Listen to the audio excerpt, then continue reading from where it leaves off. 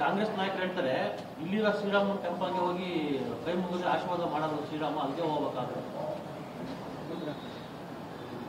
ಅವರ ನಾಲ್ಗೆ ಅವರ ಸಂಸ್ಕೃತಿಯನ್ನು ತೋರಿಸ್ತದೆ. ಇವತ್ತು ಅಯೋಧ್ಯೆ ಅಂತಕ್ಕಂಥದ್ದು ಒಂದು ಭಾವನಾತ್ಮಕ ಸಂಬಂಧ. ಇವತ್ತು ದೇಶದ ಜಗತ್ತಿನೆಲ್ಲ ಹಿಂದೂಗಳಿಗೆ ಒಂದು ಭಾವನಾತ್ಮಕ ಸಂಬಂಧ ಇರತಕ್ಕಂಥದ್ದು. ಶ್ರೀರಾಮನ ಜನ್ಮಸ್ಥಳ ಅದು. ಈ ರೀತಿ ಹುಚ್ಚುಚ್ಚಾಗಿ ಹೇಳಿಕೆ ಕೊಡ್ತಕ್ಕಂಥವ್ರಿಗೆ ಏನು ನಾವು ಉತ್ತರ ಕೊಡೋದಕ್ಕೆ ಸಾಧ್ಯ ಇಲ್ಲ. ಅದಕ್ಕೆ ಜನ ತೀರ್ಮಾನ ಮಾಡ್ತಾರೆ. ಈ ರೀತಿ ಮನ ಬಂದಂತೆ ಹಿಂದೂಗಳ ಒಂದು ಭಾವನೆಗೆ ಧಕ್ಕೆ ತರ್ತಕ್ಕಂಥ ಕೆಲಸ ಇವರೇನು ಮಾಡ್ತಾ ಇದ್ದಾರೆ.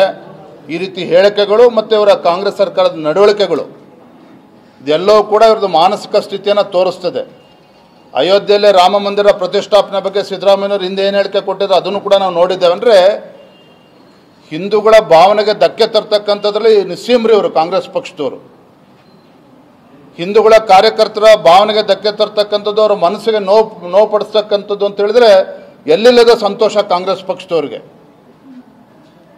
ಈ ರೀತಿ ಹುಡುಗಾಟಿಕೆತನ ಏನು ಮಾಡ್ತಾ ಇದ್ದಾರೆ ಭಾರತೀಯ ಜನತಾ ಪಾರ್ಟಿ ಇದನ್ನು ಬಲವಾಗಿ ಖಂಡಿಸ್ತದೆ.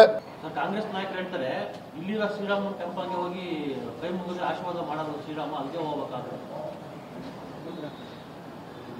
ಅವರ ನಾಲ್ಗೆ ಅವರ ಸಂಸ್ಕೃತಿಯನ್ನು ತೋರಿಸ್ತದೆ. ಇವತ್ತು ಅಯೋಧ್ಯೆ ಅಂತಕ್ಕಂಥದ್ದು ಒಂದು ಭಾವನಾತ್ಮಕ ಸಂಬಂಧ. ಇವತ್ತು ದೇಶದ ಜಗತ್ತಿನೆಲ್ಲ ಹಿಂದೂಗಳಿಗೆ ಒಂದು ಭಾವನಾತ್ಮಕ ಸಂಬಂಧ ಇರತಕ್ಕಂಥದ್ದು.